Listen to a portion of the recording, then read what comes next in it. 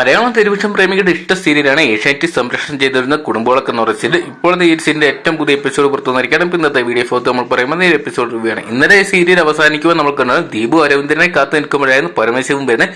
നീ പണം ആവശ്യപ്പെട്ടുകൊണ്ട് ബ്ലാക്ക്മെയിൽ ചെയ്യാൻ തുടങ്ങിയിട്ട് കുറച്ച് കാര്യങ്ങളായി. നീ നിന്റെ കളി അവസാനിപ്പിച്ചു എന്ന് പറയുകയായിരുന്നു പരശുമ. പരമശിവത്തിന്റെ ഗുണ്ടകൾ അയാളുടെ മുഖത്ത് അടിക്കുകയായിരുന്നു. ഞങ്ങളോട് ഇനി ഇങ്ങനെ തന്നെ തുടരാണെന്ന് ശ്രമമെങ്കിൽ നിന്റെ വീട്ടിൽ വന്ന് നിന്റെ കുടുംബം തന്നെ ഞാൻ തകർക്കും. നീ ഇപ്പൊ എന്നെ ഒരുപാട് കാലമായിട്ട് പറ്റിക്കുന്നു. നീ എനിക്ക് തരാമെന്ന് പറഞ്ഞ പൈസ മുഴുവൻ തരണം. നീ എന്നെ ഒരുപാട് കാര്യങ്ങൾ പറഞ്ഞ് ചീറ്റ് ചെയ്തിട്ടുണ്ട്. നിന്റെ ഈ ഒരു കളികളൊന്നും എന്നോട് നടക്കാതെ എത്രയും പെട്ടെന്ന് എനിക്ക് തരാനുള്ള പൈസ തന്നു തീർക്കണം എന്നാണ് പരമശിവൻ പറയുന്നത്. പരമശിവവും ദീപവും തമ്മിലുള്ള ഇടപാട് എന്താണെന്ന് നമുക്ക് വരും ദിവസങ്ങളിൽ തന്നെ അറിയാം. എന്തൊക്കെയുണ്ട് നമ്മുടെ രഞ്ജിതയെ ഭീഷണിപ്പെടുത്തിക്കൊണ്ടിരുന്ന അജ്ഞാതൻ ദീപ് തന്നെയാണോ എന്നുള്ള സംശയമാണ് ഇപ്പോൾ നിലനിൽക്കുന്നത്. എന്തൊക്കെയാണൊരു ഇപ്പോൾ അതിനൊരു ഉത്തരം നൽകുന്ന രീതിയിലാണ് ഇന്നത്തെ എപ്പിസോഡ് ആദ്യ ഭാഗത്ത് നമുക്ക് കാണാൻ സാധിക്കുന്നത്.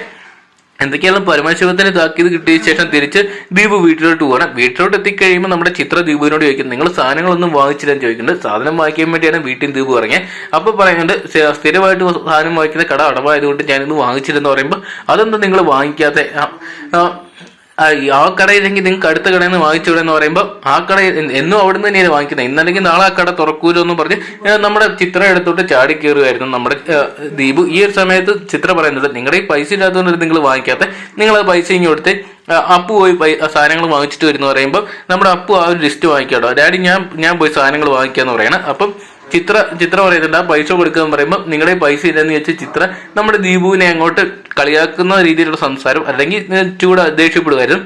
ഈ ഒരു സമയത്ത് അപ്പു പറയുന്നുണ്ട്, എൻ്റെ ഇപ്പോൾ ഇത്രയും സാധനങ്ങളൊക്കെ വാങ്ങിക്കാനുള്ള പൈസ ആക്കിയിട്ട് ഞാൻ പോയി വാങ്ങിച്ചിട്ട് വരാം. ഇത് വീട്ടിലോട്ട് സാധനങ്ങൾ വാങ്ങിക്കാൻ എനിക്ക് കിട്ടിയ ഒരു അവസരം അറിയുന്നു പറഞ്ഞ് ദീപു ആ ഒരു സാധനങ്ങളെല്ലാം കൂടെ വാങ്ങിക്കാൻ പോയത്. ഈ ഒരു സമയത്താണെങ്കിൽ ദീപു നമ്മുടെ ചിത്രയോട് പൊട്ടിത്തെറിക്കായിരുന്നു.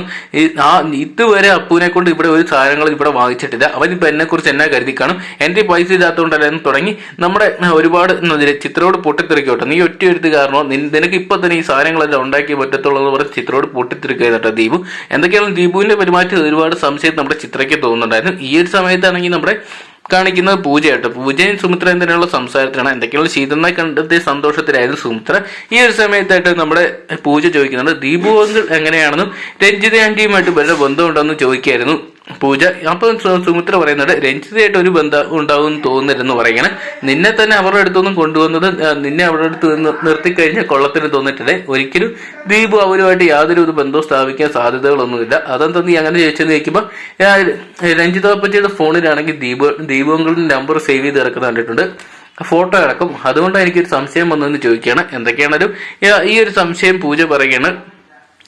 എന്തൊക്കെയാണ് ഇനിയിപ്പോൾ ഞാൻ ദീപോങ്കറിന്റെ അടുത്ത് നേരിട്ട് പോയി ഈ സംശയം തീർക്കാമെന്ന് പറയുകയായിരുന്നു. അങ്ങനെ നേരെ പൂജ ദീപുവിന്റെ വീട്ടിലോട്ട് വരുന്നു. വീട്ടിലെത്തിയ പൂജ അവിടെ ആരെയും കാണുന്നില്ല. അപ്പു എന്ത് ചോദിക്കുമ്പോൾ ജോലിക്ക് പോയിരുന്നു, അങ്കിൾ എന്തെന്ന് ചോദിക്കുമ്പോൾ അങ്കിൾ പുറത്തോട്ട് പോയെന്നും പറയണം. അപ്പോൾ മൊത്തത്തിൽ ആന്റി മാത്രം ഇവിടെ ഉള്ളതെന്ന് ചോദിക്കുമ്പോൾ ആന്റി ഇവിടെ നിന്ന് ചിതറിയിരിക്കുമല്ലെന്ന് ചോദിക്കുമ്പോൾ നമ്മുടെ ചിത്ര പറയുന്നുണ്ട്, ഇവിടെ നിന്ന് ചിതറിയിരിക്കില്ല, എനിക്കിവിടെ ഒരുപാട് കാര്യങ്ങൾ ചെയ്യാനുണ്ടെന്ന് പറയുന്നു. എന്തൊക്കെയാണ് നീ വന്നതല്ലേ, എന്തെങ്കിലും കഴിക്കാന്നൊക്കെ കുടിക്കാന്നൊക്കെ പറയാം, എന്താ വേണ്ടെന്ന് ചോദിക്കും, എനിക്കൊന്നും വേണ്ടെന്ന് പറയണം. എന്നിട്ട് പൂജ ആ ഒരു സംശയം ദീപുവിനെ കുറിച്ചുള്ള സംശയം നമ്മുടെ ചിത്രയോടായിട്ട് ചോദിക്കും കേട്ടോ. അതായത് രഞ്ജിതായിട്ട് ദീപങ്ങളുടെ എന്തെങ്കിലും ബന്ധമുണ്ടോ, എന്നെ അവിടുന്ന് കൊണ്ടുവന്നതിന് ശേഷം നിങ്ങൾ അങ്ങോട്ട് വരെ പോയിട്ടുണ്ടോ എന്ന് ചോദിക്കുമ്പോൾ ഞങ്ങൾ ആരും പിന്നീട് അങ്ങോട്ട് പോയിട്ടില്ല. ദീപേട്ടനാണെങ്കിൽ അവരുടെ കാര്യം പറയുന്ന പോലും ഇഷ്ടമല്ല. അങ്ങനെ അവർ തമ്മിൽ എന്തെങ്കിലും ബന്ധമുണ്ടെങ്കിൽ ഞാൻ അറിയേണ്ടതല്ലെന്ന് ചോദിക്കുകയാണ്. എന്ത് പറ്റി മോളിപ്പോൾ ഇങ്ങനെയും ചോദിക്കാന്ന് പറയുമ്പോൾ ഒന്നുമില്ല, ചെറിയ സംശയങ്ങളുള്ളതുകൊണ്ട് ഞാൻ ചോദിച്ചതെന്ന് പറഞ്ഞ് പൂജ ഒഴിവായി പോവാണ്. അപ്പോൾ പൂജയ്ക്ക് മനസ്സിലാവും ഇനി ചിത്രാന്റിയുടെ മനസ്സിലും കളങ്കമൊന്നുമില്ല, ഇനി എന്തെങ്കിലും കളങ്കം ഉണ്ടെങ്കിൽ അത് ദീപോങ്ങളുടെ മനസ്സിലാണ്, അത് ഞാൻ ഉടൻ തന്നെ കണ്ടെത്തുമെന്ന് പറയുകയാണ്. ഈ ഒരു സമയത്താണെങ്കിൽ നമ്മുടെ രഞ്ജിതയെ കാണിക്കുന്നത്. രഞ്ജിത ആകെ ടെൻഷൻ അടിച്ച് നിൽക്കുകയാണ്. ഇപ്പൊ പുതിയ അജ്ഞാതം വിളിച്ചിട്ട് ചോദിക്കുന്നത് 50 ലക്ഷം രൂപയാണ്.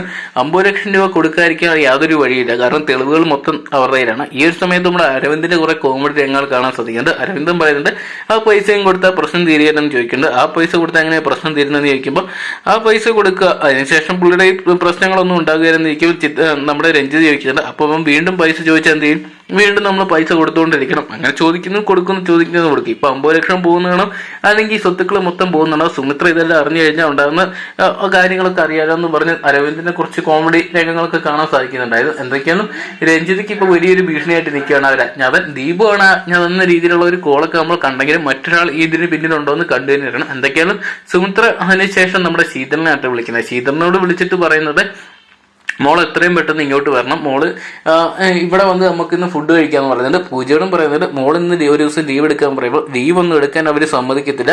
പിന്നെ ഞാൻ അതിന് വേറെ വഴക്ക് കേൾക്കേണ്ടി വരും. എന്തൊക്കെയാണ് നിങ്ങളുടെ അമ്മയുടെ മോളുടെ ഇടയ്ക്ക് ഞാൻ കട്ടൂറും ഭാഗം നിൽക്കുന്നില്ലെന്ന് പറയുന്നിട്ട് നീ എങ്ങനെ കട്ടൂറും ഭാഗമെന്ന് പറയുന്നിട്ട് അത് സാരമില്ല അമ്മ, നിങ്ങൾ എന്താണ് സംസാരിച്ചൊക്കെ ഇരിക്കും, ഞാൻ എന്താണെങ്കിലും പോയിട്ട് വരാം, ഇനിയും അവസരം ഉണ്ടല്ലോ, ശീതളാൻറ്റി ഇപ്പോൾ ഇവിടെ ഉണ്ടല്ലോ, ഞാൻ എപ്പോൾ വേണമെങ്കിലും കണ്ടോളാം എന്ന് പറയണം. അങ്ങനെ പൂജ പോയതിനു ശേഷം സുമിത്ര വീണ്ടും ശീതളിനെ വിളിക്കണം. ശീതൾ അപ്പോൾ ഓരോ കാര്യങ്ങൾ പറഞ്ഞ് ഒഴിഞ്ഞു മാറുക കേട്ടോ. ഇവിടെ സച്ചിൻ ഉണ്ടെന്നും സച്ചിൻ രാത്രി വന്നതേ ഉള്ളൂ, അതുകൊണ്ട് എനിക്കിപ്പോൾ ഇറങ്ങാൻ പറ്റിയ അമ്മയെന്ന് പറയണം. എന്നാൽ നീ സച്ചിനെ വിളിക്ക്, സച്ചിൻ്റെ ഫോൺ കൊടുക്കും, ഞാൻ അവനോട് സംസാരിക്കാം, എന്നിട്ട് നിങ്ങൾ രണ്ടുപേരുടെ ഒരുമിച്ച് വന്നാൽ മതി എന്ന് പറയുമ്പോൾ നമ്മുടെ ശീതൾ എന്തൊക്കെയോ കാര്യങ്ങൾ സുമിത്രയിൽ നിന്ന് മറച്ചു വെക്കുന്നുണ്ടോ. ഒരുപക്ഷെ സച്ചിനുമായിട്ട് എന്തെങ്കിലും പ്രശ്നങ്ങളുണ്ടോ അല്ലെങ്കിൽ മറ്റെന്തെങ്കിലും വിഷയങ്ങളുണ്ടോ എന്ന് കണ്ടുതരണം. എന്തൊക്കെയാണോ അങ്ങനെയാണ് ഇന്നത്തെ എപ്പിസോഡ് അവസാനിക്കുമ്പോൾ നമ്മുടെ ശീതൾ തിരിച്ച് നമ്മുടെ സുമിത്രയുടെ വീട്ടിൽ വരികയാണ്. സുമിത്രയുടെ വീട്ടിൽ വന്ന് സുമിത്രയുടെ മടിയിലൊക്കെ കിടന്ന് ഒരുപാട് സന്തോഷമാവുന്നുണ്ട്. രണ്ടുപേരും ഒരുപാട് കാര്യങ്ങൾ പറയുന്നുണ്ട്. അങ്ങനെ ആ ഒരു സമയത്ത് ഫുഡ് കഴിച്ചുകൊണ്ടിരിക്കുമ്പോഴാണ് ശീതളിന്റെ കയ്യിൽ ആ ഒരു മുറിപ്പാടുകൾ കാണുന്നത്. അതായത് ശീതൾ നിറയെ തവണ ആത്മഹത്യ ചെയ്യാൻ ശ്രമിച്ചിട്ടുണ്ടെന്നാണ് അതിൽ നിന്ന് മനസ്സിലാക്കാൻ സാധിക്കുക. ഇത് കണ്ട് നമ്മുടെ സുമിത്ര വല്ലാണ്ട് പേടിച്ച് ടെൻഷൻ അടിക്കട്ടെ. കാര്യങ്ങൾ ചോദിക്കുന്നുണ്ടായാലും നമ്മുടെ ശീതളൊന്നും പറയുന്നില്ല. അതിന്റെ ടെൻഷനാണ്. ശീതളിന്റെ പ്രശ്നങ്ങൾ എന്തൊക്കെയാണെന്ന് കണ്ടെത്താൻ വേണ്ടിയാണ് സുമിത്രയുടെ അടുത്ത ശ്രമങ്ങൾ. ഈ ഒരു സമയത്ത് ഇന്നത്തെ പ്രമോദിക്കകത്ത് നമുക്ക് കാണാൻ സാധിക്കും നമ്മുടെ സരസ്വതിയമ്മ തിരിച്ച് കുടുംബോളക്കെന്ന് സീരിയലിലോട്ട് വരുവാട്ടോ. എന്തൊക്കെയാണ് ഒരുപാട് ഭാവമാറ്റങ്ങൾ ഇപ്പം നമുക്ക് സരസ്വതിയമ്മയെ കാണാൻ സാധിക്കുന്നുണ്ട്. പ്രായമായതിന്റെ മാറ്റം അതോടൊപ്പം തന്നെ ആ ഒരു വൃദ്ധസദനത്തിൽ നിന്നതിന്റെ ഒരുപാട് മാറ്റങ്ങൾ ഇപ്പോൾ വന്നിട്ടുണ്ട്. എന്തൊക്കെയാണെങ്കിലും പഴയ ആ ഒരു അഹങ്കാരം പിടിച്ച സരസ്വതിയമ്മയല്ല നമുക്കിപ്പോൾ കാണാൻ സാധിച്ചിരിക്കുന്നത്.